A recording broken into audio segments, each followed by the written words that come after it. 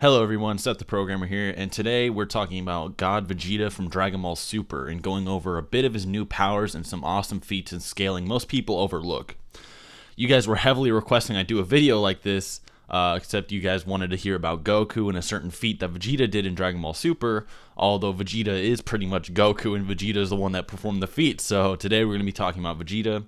So yeah, other than that, I hope you enjoy. Where Vegeta will be going from his showing in the start of Dragon Ball Super Fukkatsu no F arc up until his current state versus Goku Black and his extra hyperbolic time chamber training. Super Saiyan Blue is a very hard multiplier to explain. For my viewers that have been around for a while with me on this channel, you know just about all about it. I've explained it numerous times. But for those who haven't, to find the power of Super Saiyan Blue, you have to scale off of Super Saiyan God or Red. And before you start, yes, it's been confirmed multiple times that Super Saiyan Blue is stronger than Super Saiyan God. This is best shown in the manga version, where Beerus and everyone was questioning why Goku's red form is stronger than Vegeta's blue form. However, Whis then says Goku is only stronger than Vegeta versus Hit because Vegeta was only accessing 1/10 of his total abilities. There's even statements in the anime as well as some of the video games that basically everything in the franchise says that Super Saiyan Blue is stronger than the red version. But before we find out how much stronger it is than Super Saiyan God, let's look over how strong Super Saiyan God is in general. Super Saiyan God was a form so powerful that Goku didn't even know how to barely move properly in it when he first actually activated it. He dashed at Beerus, and he was so shocked and caught off guard by how much stronger it made him. He actually starts tumbling around. And at around half of his power, when he clashed fists with Beerus, he would have annihilated the entire Dragon Ball macroverse, or macrocosm.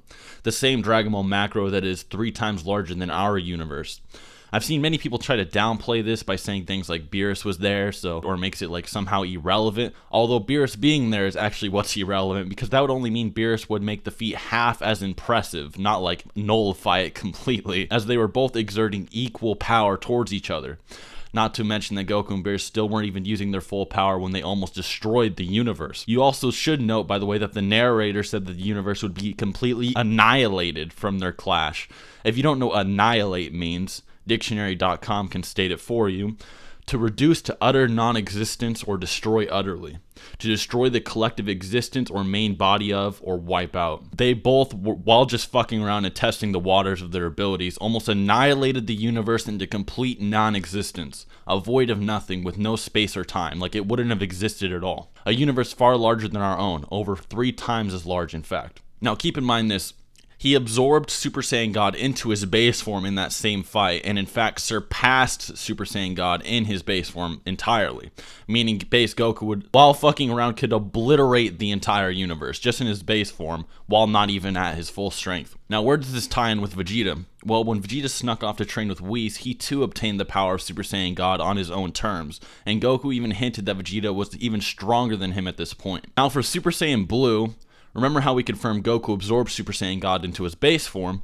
Well, now think of this. Goku can go Super Saiyan on top of his base form. In fact, he can even go Super Saiyan 3.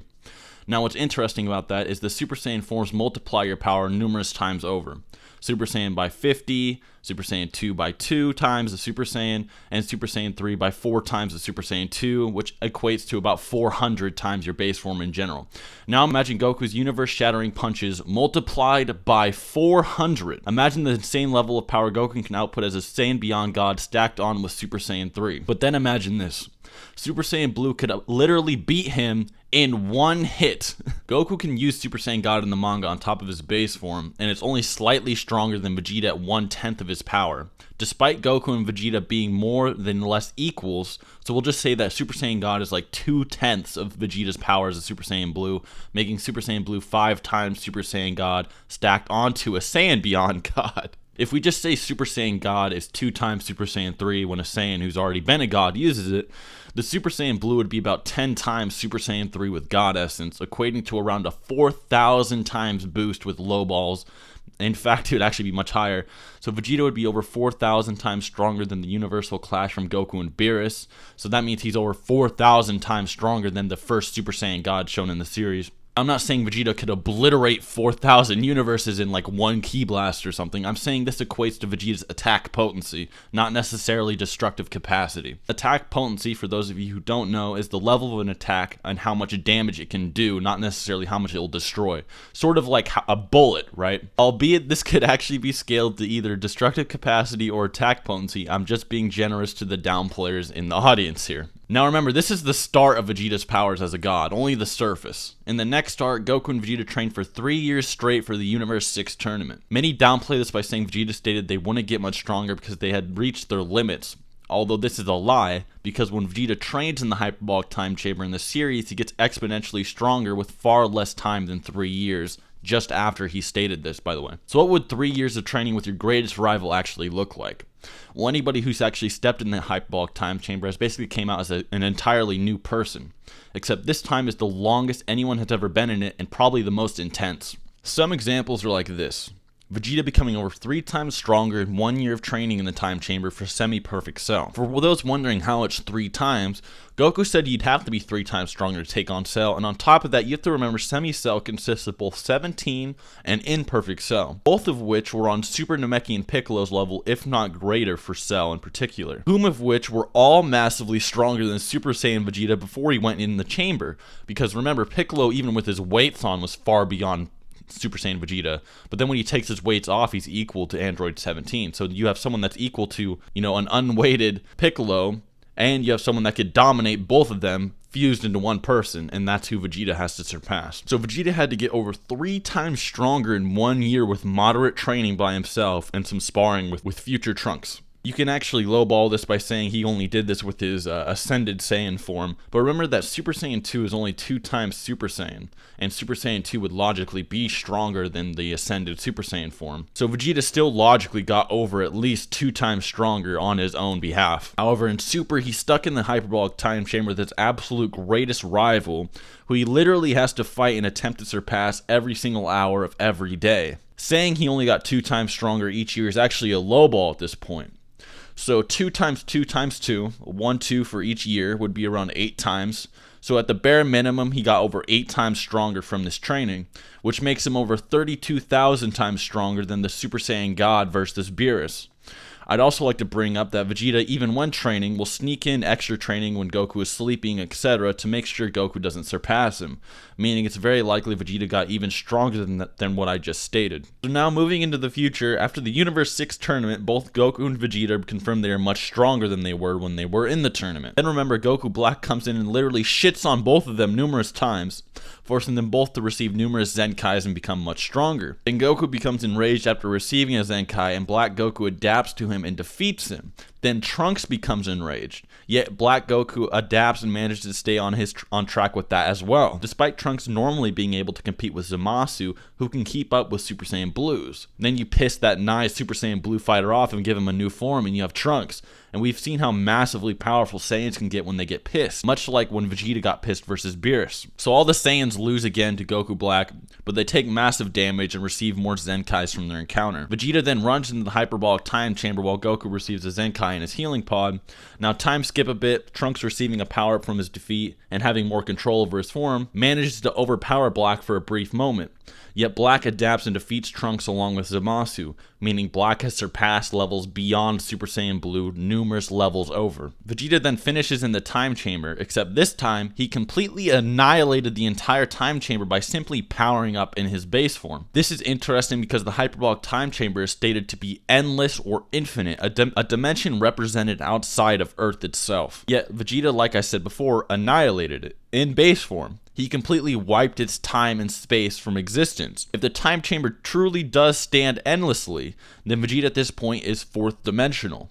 Even without this feat, being thousands of times stronger than multi-universal is 4th dimensional, which is infinitely above in power than 3-dimensional beings like you and me. Now, many websites have actually been coming around and admitting Goku and Vegeta are more than likely 4th dimensional due to annihilating space-time on thousands folds above universal. And many people also agree. It's just a highly controversial topic. And I understand that. The hyperbolic time chamber being infinite is what is assumed to be by the cast itself, although there's no guide statements or author statements confirming it, so we can't say for 100% certainty it's actually infinite. although he did destroy it utterly regardless. In fact, he destroyed even more than just that. He actually destroyed the entire lookout outside of it. But for now, the feat is actually unquantifiable, as we don't know for 100% certainty what actually happened here. It's still cool regardless, and when you're looking at it from a writing perspective, the scene doesn't even make sense. Like, why would Vegeta just randomly blow up that chamber? Like, wasn't it useful? Like, once they wanted to use it again. So this tells me it was intentionally placed as a feat by the writers. It's very likely it's as strong as people are saying it is. It should also be noted that even Goku and Vegeta going all out in the newer, harder to destroy time chamber didn't even budget. Yet Vegeta here could destroy it all by himself. So what this means is that Goku and Vegeta clashing against each other as, you know, their full powers as Super Saiyan Blues, it didn't even budge the chamber. Yet Vegeta in just his base form completely annihilated it later on. That's something that should be noted here. So he exits the time chamber.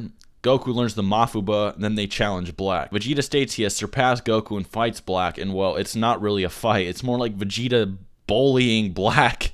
This is why I said that him saying they've reached their limits and they can't get any stronger was actually a lie, because he literally gets so strong he starts bullying Black around like a child. If you recall what I said earlier, remember that enraged Goku was beyond Super Saiyan Blue in strength, and that enraged Trunks is also a level beyond Super Saiyan Blue.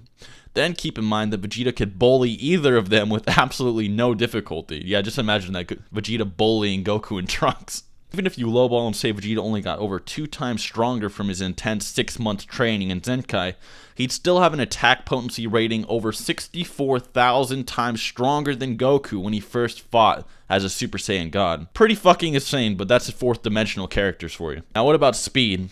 What's 64,000 times faster than Super Saiyan God look like? Well, let's remember how Beerus, Whis, Champa, and Vados can leap from anywhere in the universe to the Supreme Kai realm almost instantly while massively suppressing themselves so nobody knows they are there.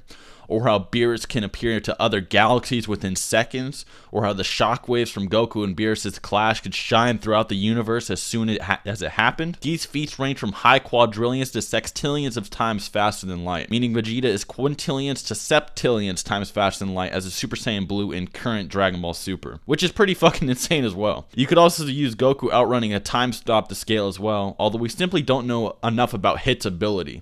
The Toki Dabashi. Does it freeze time? Does it freeze the opponent in time?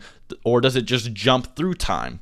What is it exactly? It's not really ever explained by the author too well, and you know, with the different variations in the manga and in the anime, it's just too complicated to use in this video for now, unfortunately. I might do a video in the future, you know, maybe explaining it in more detail. But other than that, Vegeta's a fucking monster in Dragon Ball Super. To bully someone like Goku Black is an insane feat, and he has far surpassed Goku and Trunks at this point in the series. Although that might change, you never know. Hell, all the godly Saiyans are beasts at this point and deserve respect. And other than that, they're just far stronger than we thought they were. Hope you guys enjoyed, hope you learned something, and till next time.